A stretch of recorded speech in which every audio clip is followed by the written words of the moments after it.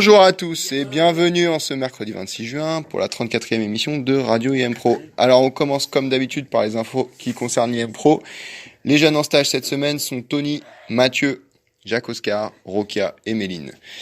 Toujours dans les informations de l'IM Pro, ce samedi, le samedi 29, donc ce samedi qui arrive, est un samedi travaillé pour les jeunes, donc il faut venir à l'IM Pro.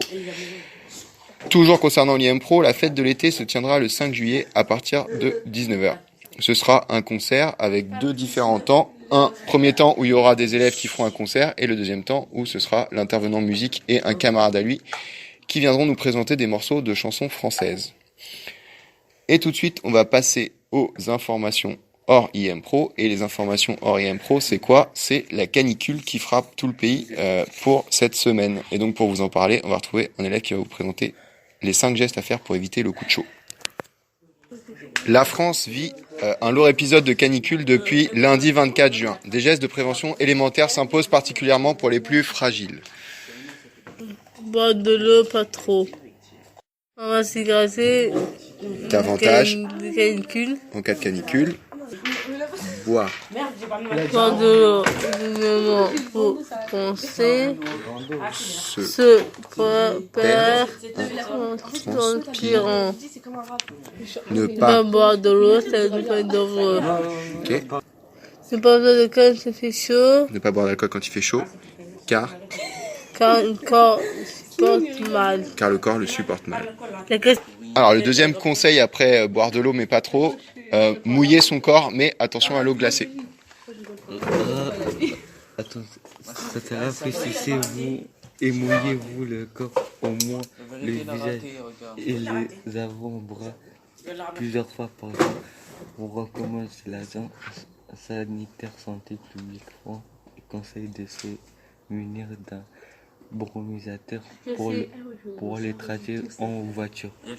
Tu l'as cassé comment ? En revanche, prendre une douche glacée n'est pas une bonne idée sur les moments où l'eau froide fait du bien, mais le corps le ressent plutôt comme une agression et va lutter pour maintenir température corporelle à 37 degrés. Attention au choc thermique. Mais se baigner dans l'eau fraîche d'un lac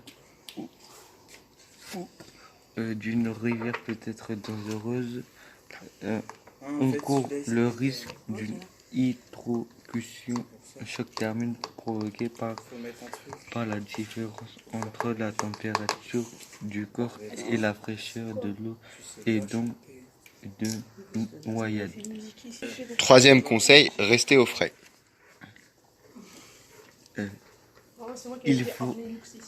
Il faut éviter de sortir en heures les plus chaudes et ne pas se mettre en plein soleil.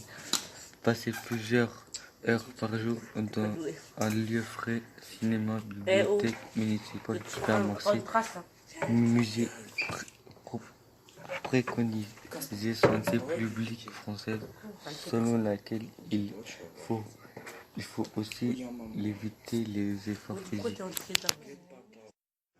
On peut tenter de maintenir son logement le plus frais possible en fermant les fenêtres, mais les volets, les rideaux la journée et le ouvrant le soir, mais la nuit s'il fait moins chaud.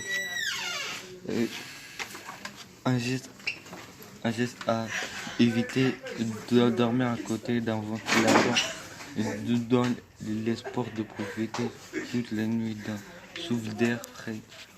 Au bout de plusieurs heures, c'était risqué de dessécher les sinus ou la gorge et de coups de crampes contraction. ou contraction musculaire sans compter le risque pour les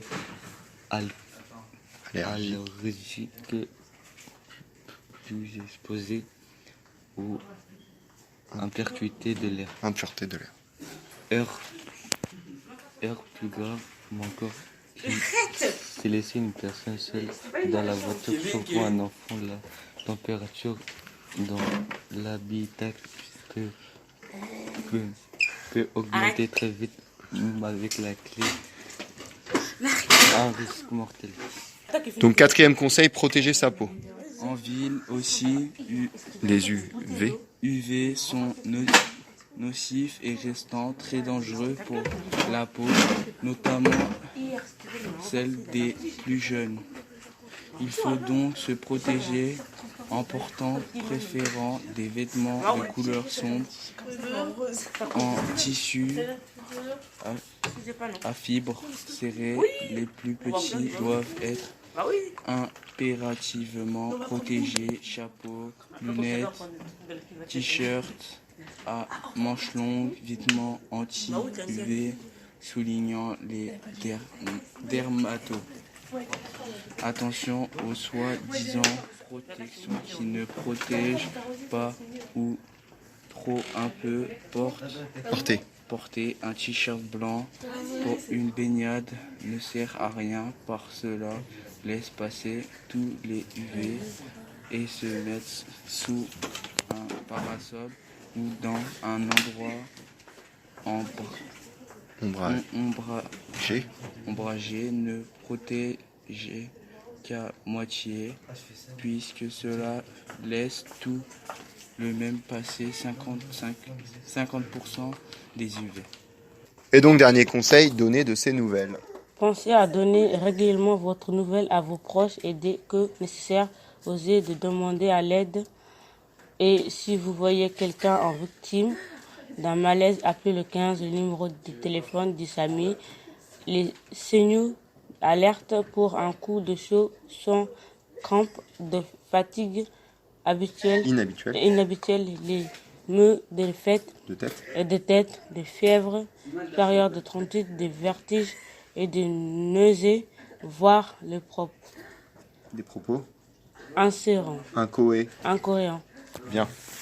Eh bien, merci à tous les élèves pour ces 5 conseils sur les gestes à faire pour éviter le coup de chaud lors de la canicule. Non, c'est quoi ça? Et donc, un des problèmes de la canicule, c'est par exemple pour tout ce qui est agriculture, donc c'est tout ce qui est récolte. Forcément, c'est pas bon pour les agriculteurs. Et là, par exemple, les apiculteurs, donc les personnes qui font du miel, disent déjà que les récoltes françaises de miel vont être catastrophiques à cause de la chaleur. Alors, pour vous en parler, on retrouve Diariata. Les producteurs de miel français prévoient déjà une production de miel catastrophique pour cette année. La faute des conditions climatiques désastreuses ces dernières semaines. Les abeilles ne récoltent rien dans leurs ruches. Il n'y a pas à manger. Les agriculteurs sont obligés de leur nourrir avec des sirops car elles sont risquent de mourir de faim. Déplore syndicat agriculteur MODEF qui a lancé alerte dans un communiqué.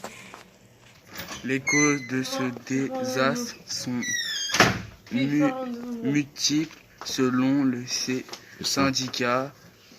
Un hiver très doux a facilité une bonne reprise de ponts. Colonies très populeuses ne sont trouvées sans fleurs, ni muel, nectar, butinée, MDA. Et se sont effondrés un peu de temps. Ce nouveau coup dur est d'autant plus critique pour les apiculteurs qu'il intervient après plusieurs saisons difficiles. Quelque temps qu'on s'alarme du bouleversement climatique qui a un gros impact sur les protections. Pour l'instant, il ne s'est quasiment pas fait de miel à part en Bretagne où ils ont tiré un peu leur épingle du jeu, renchérit Henri Clément. On attend de voir un peu comment les saisons peuvent évoluer parce que ça peut se redresser, mais le canicule qui s'annonce de l'air vouloir compromettre véritablement les récoltes de s'inquiéter. Bien, merci à Diriata et à Christophe qui nous ont fait un petit papier sur le danger de la canicule sur les récoltes de miel.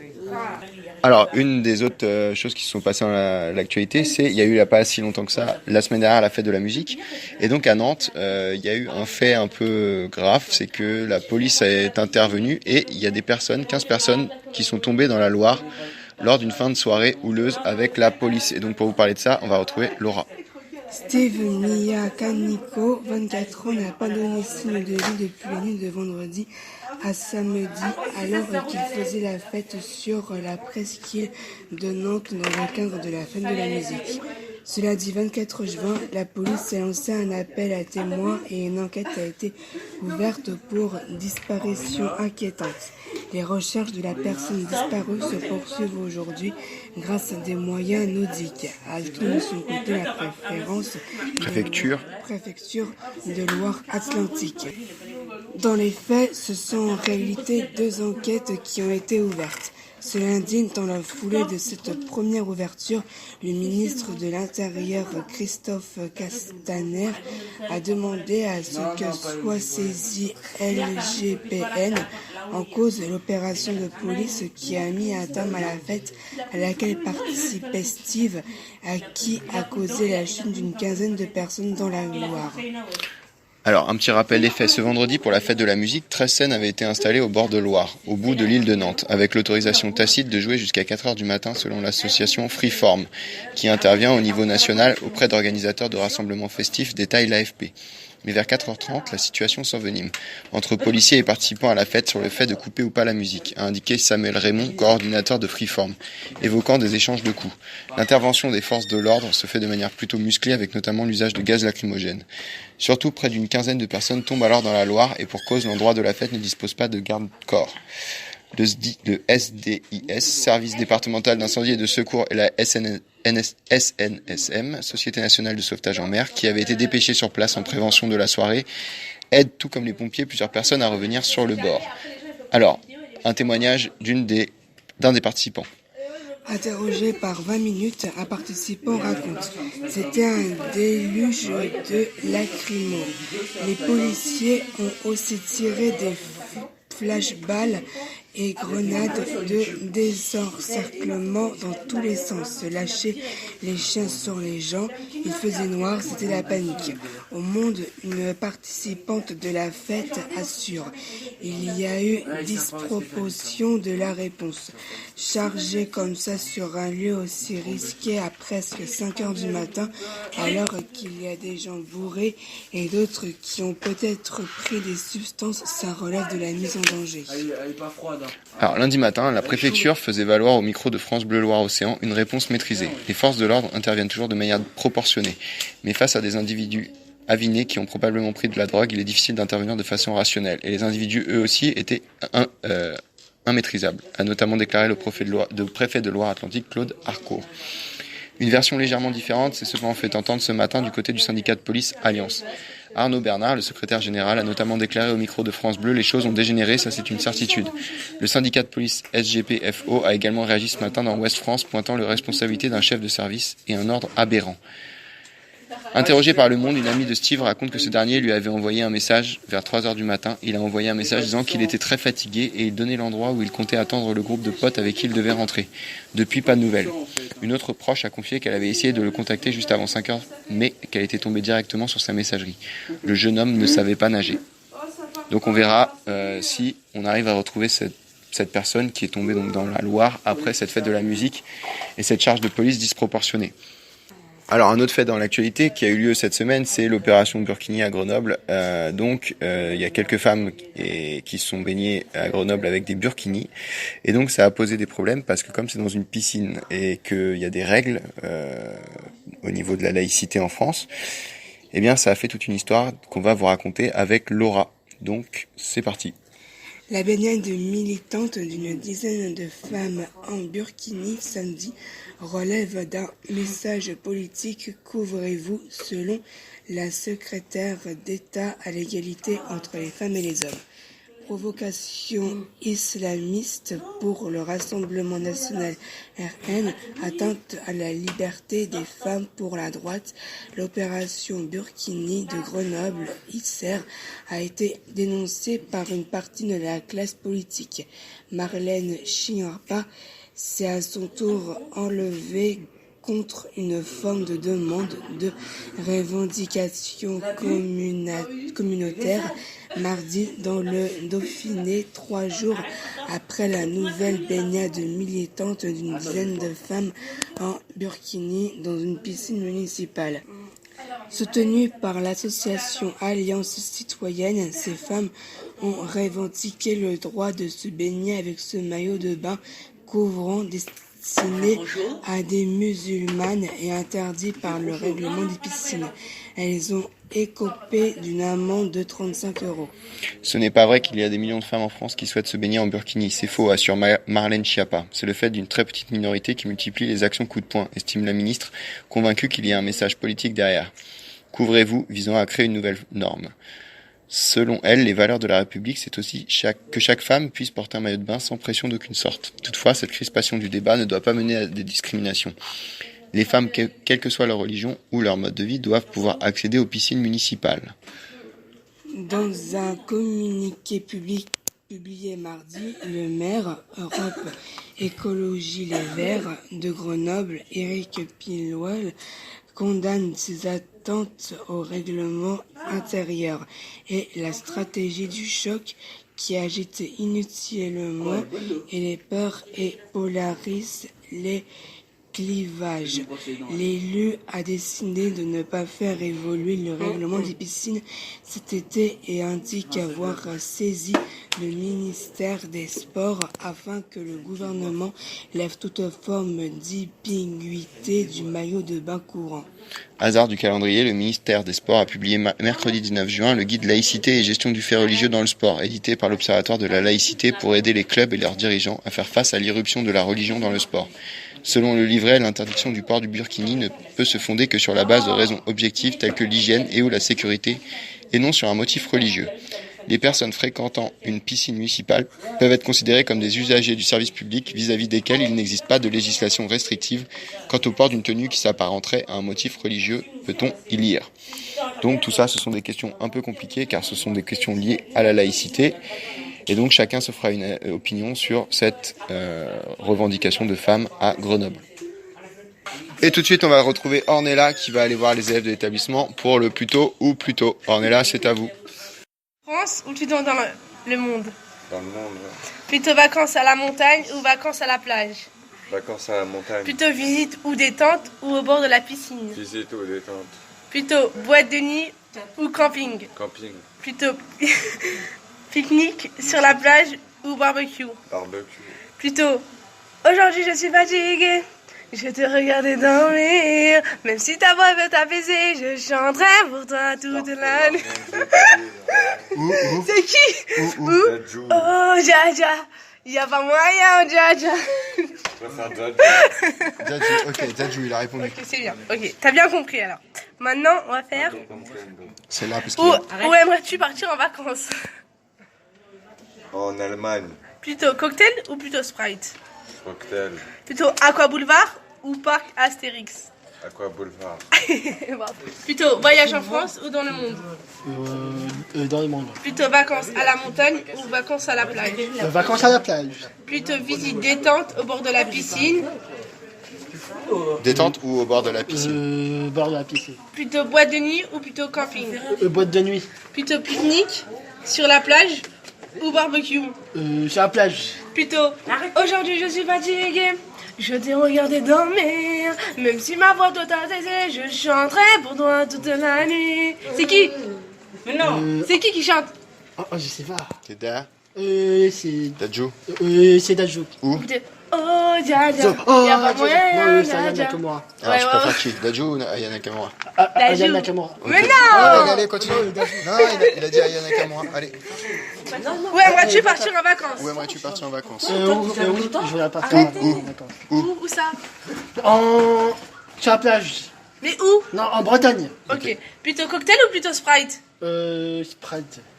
Plutôt Aqua Boulevard ou Parc Astérix? Aqua Boulevard. Ah, ça c'est mieux. Plutôt voyage en France ou dans le monde? Dans le monde. Plutôt vacances à la montagne ou vacances à la plage? Vacances à la plage. Plutôt visite détente ou au bord de la piscine? Au bord de la piscine. Plutôt boîte de nuit ou camping? Camping. Plutôt pique-nique sur la plage ou barbecue? Barbecue. Plutôt aujourd'hui je suis fatiguée, je te regardais dormir, même si ma voix doit t'ataiser, je chanterai pour toi toute la nuit. Ou oh dja dja, y'a pas moyen dja dja, je suis pas la cata dja dja, soit Yana Kamura ou... Dadju. Ah, tu préfères qui? Odeja.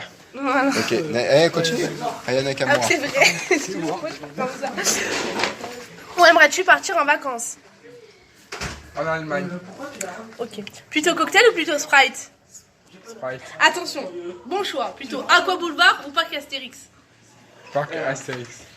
Ouais. Plutôt voyage en France ou dans le monde? Voyage. Dans le monde ou en France? France. Ok. Plutôt vacances à la montagne ou vacances à la plage? À la plage. Plutôt visite ou détente ou au bord de la piscine? À bord de la piscine. Plutôt boîte de nuit ou camping? Pique. Plutôt pique-nique sur la plage ou barbecue? Pique-nique. Plutôt aujourd'hui je suis fatiguée, je t'ai regardé dormir, même si d'un moment veut t'apaiser, je chanterai pour toi toute la nuit. Ou oh dja dja, y'a pas moyen, oh dja dja. Tu préfères quoi, Dadju ou Aya Nakamura? Ayana Kamura, ok. Où aimerais-tu partir en vacances? Alors t'aimerais aller où? En vacances? Je sais pas. À la plage ou à la montagne? À la plage. À la plage, d'accord. Plutôt cocktail ou Sprite? Sprite. Sprite. Plutôt Aqua Boulevard ou Parc Astérix? Astérix. Plutôt voyage en France ou dans le monde? Voyage en France. Plutôt vacances à la montagne ou à la plage? Plage. Plage. Plutôt visite ou détente au bord de la piscine? Détente de la piscine. Plutôt boîte de nuit ou camping? Boîte de nuit. Plutôt sur la plage ou barbecue? La barbecue. Allez. Plutôt aujourd'hui je suis fatiguée, je t'ai regardé dormir, J'aime bien ça. Je chanterai pour toi toute la nuit. Ou Dadju. Dadju. Y'a pas moyen. Aya. Tu préfères Dadju ou Aya? Aya. On en reparlera. Où aimerais-tu partir en vacances? T'aimerais aller où en vacances si tu pouvais? À Deauville. Non. À Ouistreham. Ouistreham, d'accord. Plutôt cocktail ou plutôt Sprite? Sprite. Plutôt Aqua Boulevard ou Parc Astérix? À quoi vouloir, on est là. Alors merci à Ornella pour son plutôt ou plutôt. Alors les infos du mercredi 26 juin. Donc la chaleur va encore monter d'un cran en France aujourd'hui. À la veille du pic attendu de canicule, la circulation différenciée a été mise en place à Paris et Lyon face à la pollution liée à la fournaise. Cet épisode caniculaire exceptionnel pour une fin juin va se poursuivre et la montée des températures va gagner les régions plus à l'ouest, prévient Météo France. Un total de 65 départements a été placé vigilance orange. Climat, objectif ambitieux mais action insuffisante, dispositif trop faible. Le Haut Conseil pour le climat, mis en place par Emmanuel Macron, invite la France à revoir sa politique de lutte contre le réchauffement. Brésil, la Cour suprême du Brésil a rejeté mardi successivement 2 demandes de libération de l'ex-président de gauche Luiz Inácio Lula da Silva, emprisonné depuis plus d'1 an pour corruption et qui subit un nouveau revers devant la justice. Radicalisation, les services publics, notamment les secteurs cruciaux de la sécurité et de l'éducation, sont peu touchés par la radicalisation, mais la menace persiste et des progrès restent à faire dans les prisons, la santé ou les transports, selon un rapport parlementaire publié mercredi. San Francisco, le cannabis, oui, le vapotage, non. La très libérale San Francisco, en Californie, est devenue mardi la première grande ville américaine à interdire sur son territoire la vente des cigarettes électroniques, dans le but avoué de préserver sa jeunesse des ravages de la nicotine.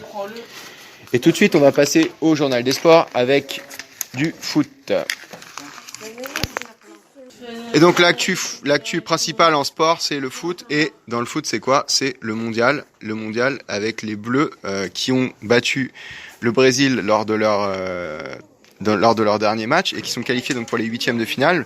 Mais par contre, on se pose des questions sur cette équipe de France parce qu'elle parvient pas trop à gagner. Enfin, elle parvient à gagner sans qu'on sache encore très bien son niveau de jeu. Donc pour vous parler de ça, c'est Slimane. Tant qu'on gagne, c'est moi qui ai raison. Sélectionneuse de l'équipe de France, Corinne Jack, c'est ça, un sourire ironique aux lèvres pendant la conférence de presse suivant la victoire des Bleus en huitième de finale de la Coupe du Monde contre le Brésil 2-1 après la prolongation dimanche soir au Havre. Une vérité un peu nanère, mais irréfutable face à des journalistes qui insinuaient sans trop la braquer qui sont d'équipe de France n'étaient pas très agréables à regarder jouer ou en tout cas on peut correspondre par rapport au potentiel qu'on lui imagine. Dirac a répondu avec le pragmatisme qui lui connaît et qui construit même la philosophie de son équipe qui là aussi c'est infertuable, irréfutable et qualité pour les quarts de finale. Il faudra s'y faire. Est-ce parce que Corinne Diacre semble voir le foot comme Deschamps d'ailleurs, d'abord d'un point de vue défensif, à travers peut-être son passé de joueuse, que sa sélection a toujours l'air de vouloir se rassurer sur sa capacité à faire bloc avant d'oser se lancer en attaque. Contre le Brésil, la première période a encore donné lieu, comme face au Nigeria, à un jeu avec le frein à main, tout en prudence, s'en remettant à des exploits individuels souvent venus de Kadidiatou Diani pour espérer faire la différence. C'est d'ailleurs par Diani et un débordement tout en puissance qu'est arrivé le premier but offert à Gauvin. C'est un coup de pied arrêté, un coup franc de Hamel Majri, repris par Henry, qui a donné le deuxième. Pas de construction, que des estocades. Face aux journalistes, Diacre a aussi laissé entendre une parole inédite depuis le début de la compétition. Alors que le mot d'ordre côté bleu semble être de s'émerveiller de la foule toujours plus nombreuse venue les supporter et à les regarder à la télé, 10,6 millions de téléspectateurs sur TF1 dimanche soir, la sélectionneuse a raconté autre chose. On joue à domicile. Vous, les journalistes, n'arrêtez pas de nous le rappeler aussi. Il y a cette pression-là à laquelle il faut faire face. Il faut avoir été sportif pour le savoir. Jouer devant un public aussi nombreux chez soi, ce n'est pas évident. C'est ainsi qu'elle explique la tension qui a habité son équipe en première période, avant qu'elle leur rappelle à la mi-temps de simplement prendre du plaisir à jouer. Pour Wendy Renard, vue de derrière, on était trop loin les unes des autres. Il n'y avait pas assez de mouvement. C'était compliqué de se trouver entre les lignes, comme la coach nous avait demandé. Le football, il est simple quand tu mets du mouvement et de la qualité technique. Il reste toujours une grande inconnue, mais avec cette équipe de France, que veut-elle de mieux? On ne saurait pas les comparaisons avec leur homologue masculin. L'an dernier en Russie, c'est les deux équipes ne se ressemblaient pas autant. Là, c'est la sélection de Deschamps emportée comme celle de Diacre en phase de poule n'était débridée qu'une menée au score à 1-2 contre l'Argentine en huitième de finale à demi-volée. Égalise de Pavard a révélé. Ouais. C'est l'équipe elle-même et cette victoire 4-3 leur avait donné masse de confiance dans leur immense capacité offensive pour aller au bout. Là aussi, avec les Françaises, on semble attendre une transcendance qui ne vient pas. En même temps, tant qu'on gagne avec la prudence de son côté, à quoi bon tenter autre chose? Pourtant, on sent le potentiel d'une puissance de feu derrière cette attaque timide. Dans des Diani ou Cascarino qu'on a envie de voir lâcher les chevaux en contre-attaque, une Le Sommer qui sent les coups comme personne ou une Gauvin redoutable d'efficacité. Corinne Diacre semble dire la même chose dans l'une de ses rares concessions à la vulnérabilité. Individuellement, je ne peux pas dire que je reconnais complètement mon équipe ce soir. Le collectif, il ne s'y retrouve pas parce que j'ai des joueuses en deçà de leur potentiel. Leur date de finale s'annonce épique. C'est le pays autre contre la nation la plus dominante du moment dans un parc des princes rempli à bleu. C'est une chaleur canicule. C'est le déclic survient. On aura tous les ingrédients de ces rencontres qui font l'histoire du football. Et l'autre actu foot du moment, c'est le mercato d'été du foot. Et donc là, le gros titre, c'est quoi? C'est le quotidien espagnol Sport qui annonce un accord entre Neymar et le Barça. Et donc pour vous parler de ça, on écoute Slimane. Ce mardi matin, le quotidien Catalan Sport m'en fait sa une. C'est Neymar m'aurait trouvé un accord avec le Barça, les termes d'un futur contrat. Il ne resterait plus qu'à trouver un terrain d'entente avec le PSG. Toujours, sa nouveauté dans le dossier Neymar, mais c'est de ce mardi matin, faut son pesson d'or. Si elle se confirme selon le quotidien catalan.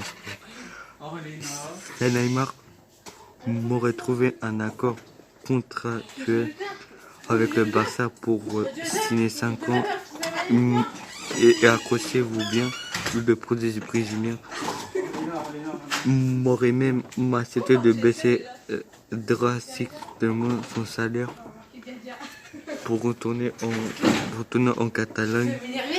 C'est Neymar qui toucherait près de 36,8 millions d'euros, apparaît selon les sites des football. Lakers m'aurait un salaire de 24 millions d'euros à Barcelone.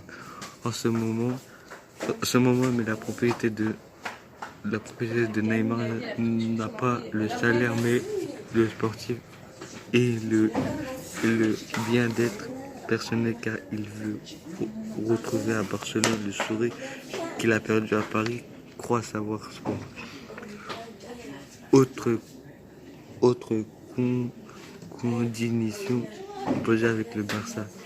Neymar m'abandonne les poursuites lancées à l'encontre du Barça en 2017 concernant le non-versement d'une commission. Là aussi, il semblerait que c'est Neymar ait accepté la demande des dirigeants catalans. Alors, est-ce qu'un accord PSG-Barcelone va être simple ou est-ce qu'il va être compliqué? Il ne resterait donc plus qu'à trouver un terrain d'entente entre le FC Barcelone et le PSG si Sport conseille qu'il l'accord entre le club espagnol et Neymar est un pas de géant dans les négociations. Il m'avance également que le plus dur sera trouver un accord entre les deux clubs, d'autant que les mauvaises relations entre les deux clubs rendaient l'opération difficile. À voir si, comme certains médias s'étaient annoncé il y a peu, le Barça pourrait conclure plusieurs heures dans la transaction. Eh bien, merci Slimane pour toutes ces informations sportives. Et l'autre actu du moment aussi, c'est les soldes d'été qui commencent aujourd'hui. Et les soldes d'été, c'est souvent intéressant parce qu'on peut trouver des choses qui nous paraissent pas chères, mais il faut faire attention car il y a des fausses promos qui sont à éviter à tout prix. Et pour vous parler de ça, on va écouter Laura et Diariata.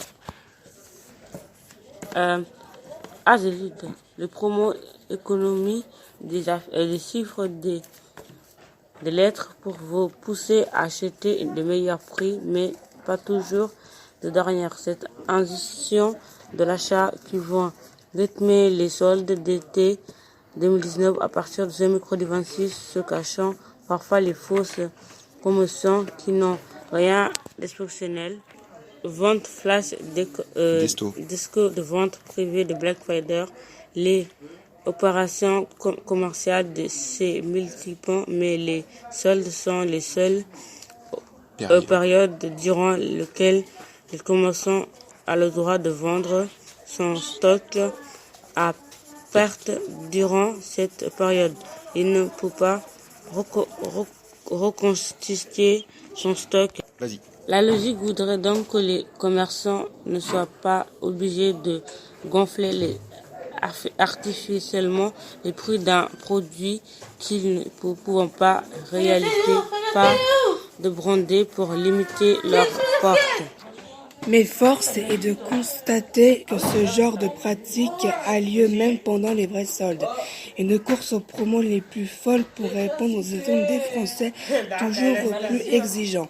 En effet, une étude réalisée par YouGov France et exclusivité pour le HuffPost fixe le budget moyen des Français entre 100 et 200 euros pour ce solde d'été.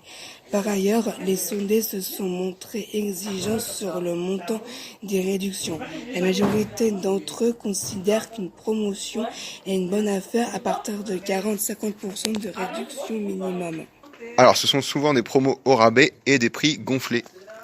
Dans un article publié en nombre de IFC que choisir alerter sur les promotions baissées de prix d'origine des élèves élevés qui correspondent plus à la réalité du marché. L'association des consommateurs étriés ainsi que plusieurs et commerçants comme les commerce d'artistes, de Scum, Amazon, selon l'ISF, que choisir les sites marchands gonfleraient officiellement certains prix barrés annoncés utilisant les prix consolés par les fabricants de produits à sortir. Aux yeux de la loi, un marchand est libre d'utiliser le prix d'origine qu'il souhaite à condition de pouvoir le justifier. Il peut donc s'agir du prix qu'il a appliqué avant le début des soldes, mais aussi du prix conseillé par le fabricant.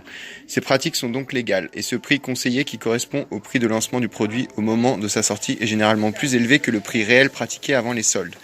Concrètement, un lave-linge vendu 399 € à sa sortie affiche le prix conseillé par le constructeur à la sortie du produit. Mais avant les périodes de promo, le prix réel, celui pratiqué par les commerçants, est bien inférieur, disons 289 €. Afin de gonfler le montant de la réduction, les commerçants ont fait grimper le prix à son montant d'origine, le prix conseillé, juste avant le début des promotions. Ainsi, un produit vendu 269 € au lieu des 399 conseillés affiche une réduction intéressante de 33%. Mais si on avait appliqué la réduction au prix réel pratiqué de 189 € avant la période de promo, la baisse n'aurait été que de 7%. Alors, les commerçants pourtant autorisés à vendre à perte. Ce genre d'arnaque est dans l'absolu et sans l'excuser plus compréhensible pendant les périodes de promotion hors solde comme le Black Friday par exemple. En effet, ces opérations commerciales ne sont pas des soldes aux yeux de la loi. Les commerçants ne sont donc pas autorisés à vendre à perte afin d'écouler leur stock. Difficile donc de proposer des rabats en montant claquant sans gonfler le prix conseillé. 10 ou 13% de réduction, ça claque tout de suite un peu moins que 50 ou 70%. Je trouve que les 50 ou 70% réduction ne sont plus attractifs une fois qu'on les base sur les prix réellement pratiqués en commerçant. Voilà pourquoi les observe malgré tous ces genres de pratiques, même pendant les vrais soldes.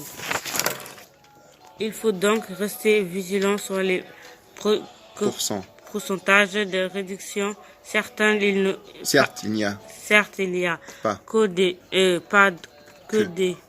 arnaques et les vraies promos existent, mais on vous conseille plutôt de suivre l'évolution des prix via un comparateur de prix ou simplement de comparer les différents de prix soldés entre eux et les deux choisir en moins cher. Donc faites bien attention si vous faites les soldes, c'est ce qu'on vous a dit un peu dans ce qu'on vous a présenté avec Jariata et Laura.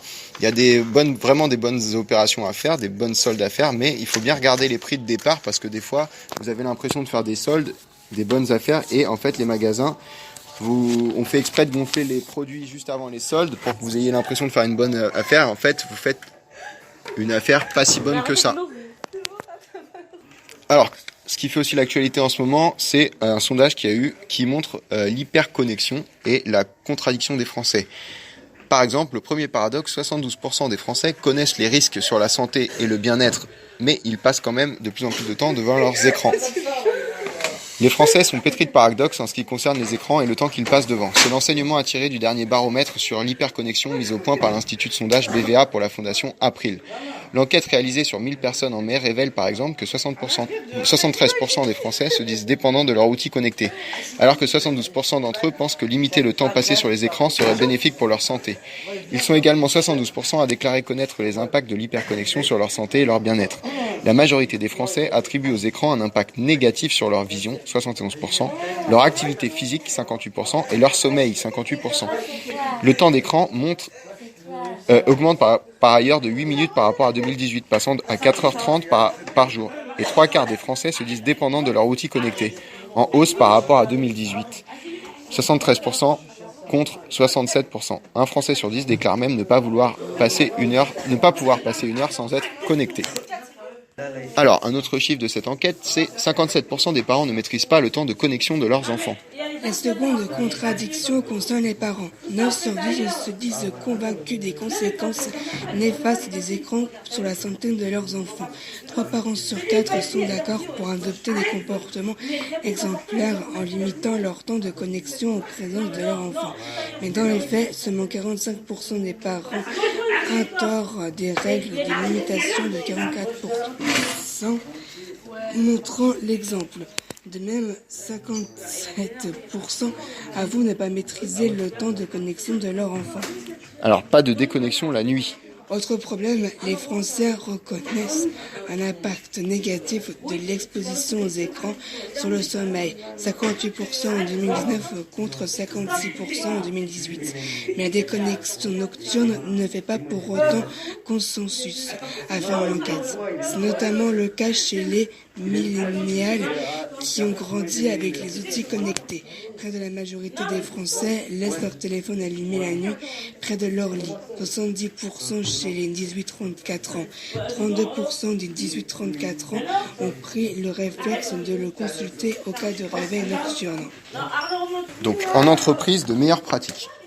Au travail, les cadres sont tous connectés. Oui. Avec une moyenne de 6 heures par jour. Dont 3h36. Pour des motifs professionnels. Cependant, Ouais.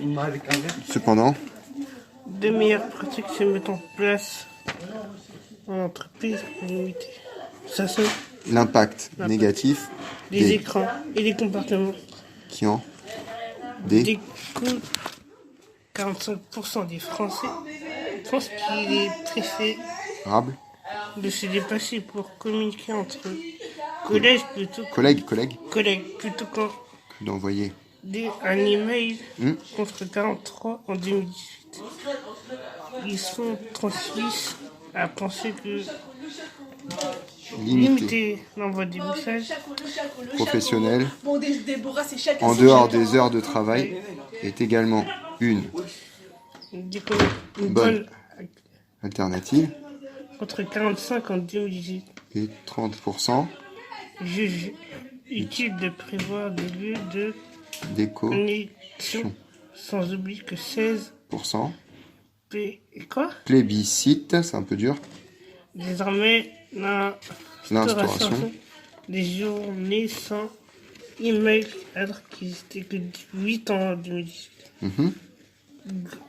Globalement, contrairement aux idées reçues des Français, sont en moyenne davantage connectés pour les motifs perso. Les 3 exercices par jour que professionnel 1h24.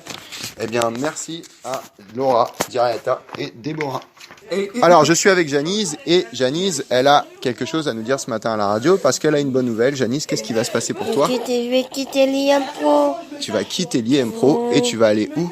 À la résidence Soleil. Alors, est-ce que tu es contente de partir, Janice? Oui, je suis contente de partir. Et est-ce que tu sais un peu ce que tu vas faire à la résidence Soleil? Résidence Soleil. Qu'est-ce qu'il va y avoir à la résidence Soleil? Qu'est-ce que tu vas faire? Des activités? Oui, des activités. D'accord. Est-ce que tu connais des gens déjà à la résidence Soleil? Antoine. Antoine, d'accord. Et donc tu vas être content de retrouver Antoine? Oui. Super. Eh bien, nous on est triste que tu partes parce qu'on t'aimait bien à l'IM Pro, mais on est content pour toi que tu puisses trouver un nouvel endroit qui sera bien pour t'accueillir. Alors l'actu un peu folle qu'on a pris ce matin, ça concerne le rappeur Nekfeu qui a sorti un nouvel album il y a pas longtemps. Et en fait, dans ce nouvel album, il a parlé de PlayStation qu'il aurait volé. Et donc Sony, a décidé de l'interpeller. Et pour vous parler de ça, on va écouter Slimane. C'est dans un morceau Shem, extrait de son album Les Étoiles Vagabondes. Nekfeu raconte que plus jeune, il a volé des PlayStation. L'aveu est venu aux oreilles de Sony via son compte Twitter. La marque de la PlayStation lui a demandé de rentrer les consoles. En ce moment, Nekfeu est omniprésent dans le rap game. Le 16 juin dernier, il sortait son album Les Étoiles Vagabondes. 4 jours plus tard, il était de retour, même avec la sortie surprise d'un deuxième album, L'Étoile Vagabonde. Expansion, bien évidemment. C'est eux. L'album est beaucoup fait parler. Le titre Tricheur. Malédiction en featuring qui feature sur le premier album a provoqué une vive réaction de Booba qui a pris ce morceau pour lui et qui accuse Nekfeu de l'avoir clashé par une association. Damso lui répond à l'ensemble de la sortie de son album QALF. De son côté, Nekfeu n'a pas réagi et totalement ignoré les propos de Booba. Mais un autre morceau a provoqué des réactions toujours sur le premier album. Il s'agit du titre Chem. Dans ce titre, Nekfeu déclare au collège j'étais Chem, mais déterre comme un chleu. Je dévolais des PlayStation, je le reviendrai et je m'achète des jeux et visiblement son nom de l'humour. Le community manager du compte PlayStation a posté un message sur Twitter dans lequel il s'adresse à Nekfeu et lui demande la restitution des consoles volées. Pour le moment, Nekfeu n'a pas répondu. Eh bien merci Slimane pour cette petite histoire sur Nekfeu. Et donc la dernière actu du moment, c'est Toy Story 4 qui sort aujourd'hui au cinéma. Alors, Toy Story 4 commence fort et nous replonge 9 ans en arrière avec une scène visuellement époustouflante nous expliquant la disparition de Boop Bip, la bergère, mystérieusement absente du 3e volet. Dès l'intro, on se rend compte du chemin parcouru par le studio d'animation en matière d'images de synthèse avec des textures très réalistes tout en respectant le design iconique des personnages. Le film nous amène par la suite dans le présent chez Bonnie, la petite fille qui avait recueilli les jouets d'Andy à la fin de Toy Story 3. C'est l'heure pour Bonnie de faire son premier jour à la maternelle, et Woody profite de cette occasion pour tenter d'exister auprès de la fillette, lui qui n'est pas vraiment considéré comme son meilleur ami, et reste systématiquement au placard quand Bonnie joue avec ses jouets. À la maternelle, la petite fille se prend d'affection pour un jouet fabriqué avec des détritus qu'elle nomme Fourchette. Woody tentera alors par tous les moyens de faire comprendre à Fourchette qu'il est bien un jouet et profite d'un séjour familial en camping-car pour exister auprès de Bonnie. Ainsi commence Toy Story 4, une suite qui pouvait sembler de trop après la fin du 3e volet, mais qui se déniche très rapidement des raisons à son existence, en offrant notamment une conclusion décente à Woody, qui se cherche lui aussi des raisons d'exister après Andy. Alors, le plan de nouveaux jouets, est-ce que vous pouvez nous en parler, Romain ? Je dois lire. Oui. Si le film se centre avant tout sur Woody, on notera l'apparition de nouveaux jouets originaux. Entre Fourchette, le nouveau jouet préféré de Bonnie, le duo de peluche Duxie et Bunny, doublé en VO par l'animitable. C'est écrit quoi ? Inimitable Jockey Pell et en VF par Jamel Debbouze et Franck Gastambide, qui apporte de belles touches d'humour. Le cascadeur canadien Duc Cavome et bien sûr sur Gabi, doublé par la chanteuse Angèle en VF. C'est qui Gabi ? On verra après. Une poupée des années 1950 oubliée dans un magasin d'antiquités dont et dont la boîte vocale ne fonctionne plus correctement. Cette dernière est toujours accompagnée par ses cibres des marionnettes ventriloques inquiétants qui auraient eu droit à une place de choix dans un film d'horreur. Alors, c'est aussi l'épisode le plus drôle de la franchise. Si Toy Story 4 n'offre pas une qualité constante avec notamment une seconde moitié rangée artificiellement par des scènes d'action qui tombent parfois à l'eau, le nouveau Brisant ne démérite pas, il se paye même le luxe d'être certainement de l'un des volets les plus drôles de la franchise, à jeu égal avec Toy Story 2, sauf que dans le quatrième volet, humour est compréhensible par les petits écrans, là où le second film multiplie les références qui ne parlaient parfois qu'aux adultes et grands enfants. Alors voilà, donc c'est Romain, il vous a présenté le nouveau Toy Story 4, et Toy Story 4, il sort aujourd'hui dans toutes les salles de cinéma en France. C'est aujourd'hui qu'il sort. Merci Romain. Exactement. Ensuite, on retrouve Janice pour la devinette du jour. Alors Janice, on y va. On y entre. On y rentre. Par un trou. Et on en sort par... Par un trou. Par deux trous. Par un trou. Qui est-ce? Alors, on y entre par un trou et on sort par deux trous. Qui est-ce? Je suis vraiment en pleine réflexion. Toujours très... Je pensais à l'air dans la flûte, mais bon, on n'en a pas que deux. Donc, la sortie. Non. Alors, est-ce que tu te rappelles de la réponse, Janice? Le Talon. Le pantalon. Ah oui. Bien joué, d'accord. On y entre par Un trou. par un trou et on en sort par Par deux deux trous. Des trous. Qui est-ce?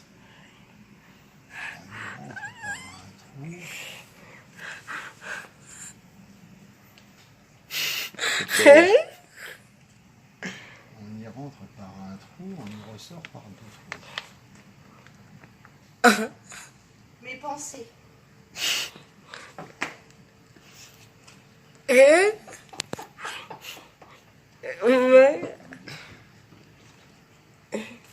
On rentre par la bouche et on ressort par les narines. Alors, non, c'est pas ça. J'ai dit, c'était quoi la réponse? Le Pantalon. pantalon.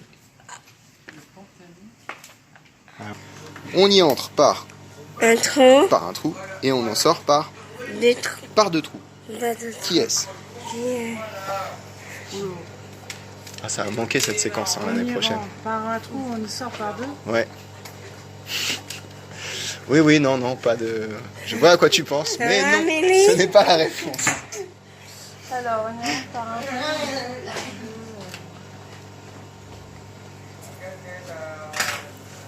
C'est pas Non. Une autre tentative? C'est pas un tunnel, parce qu'un tunnel, sauf si... On peut réfléchir, Janice, ou pas? C'est parti. On a beaucoup réfléchi, mais on sait pas, Janice. C'est quoi la réponse? Vas-y, tu sais. Le pantalon. pantalon. C'est bien. On y entre par Un trou. On y entre par un trou et on sort par Deux trous. deux trous. Qui est-ce?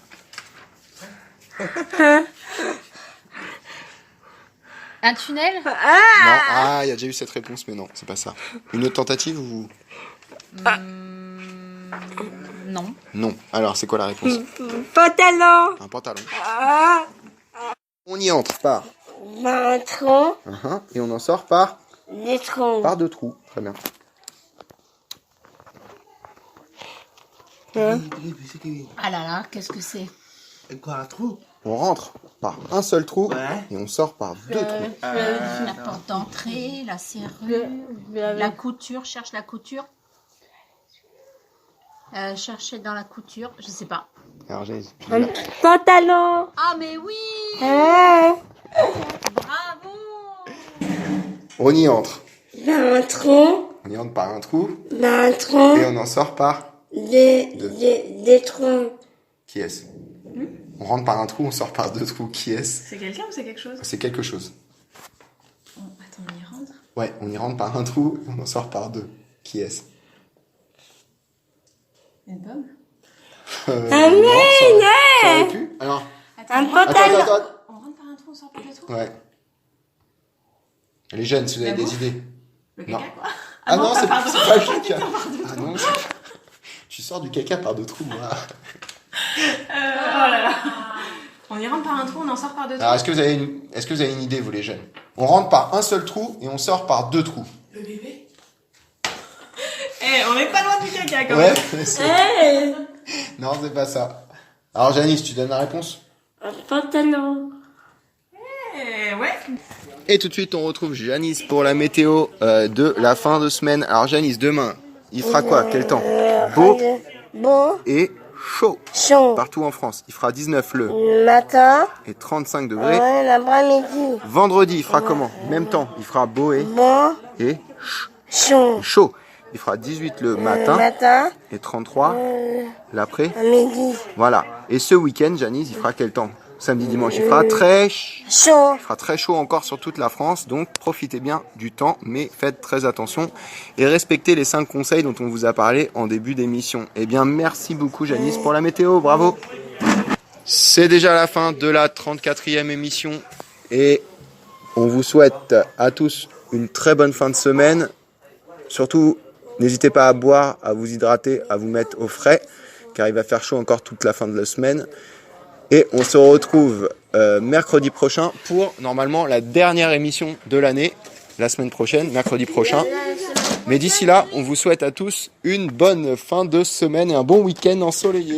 La semaine prochaine. Ouais, faut crier. Non.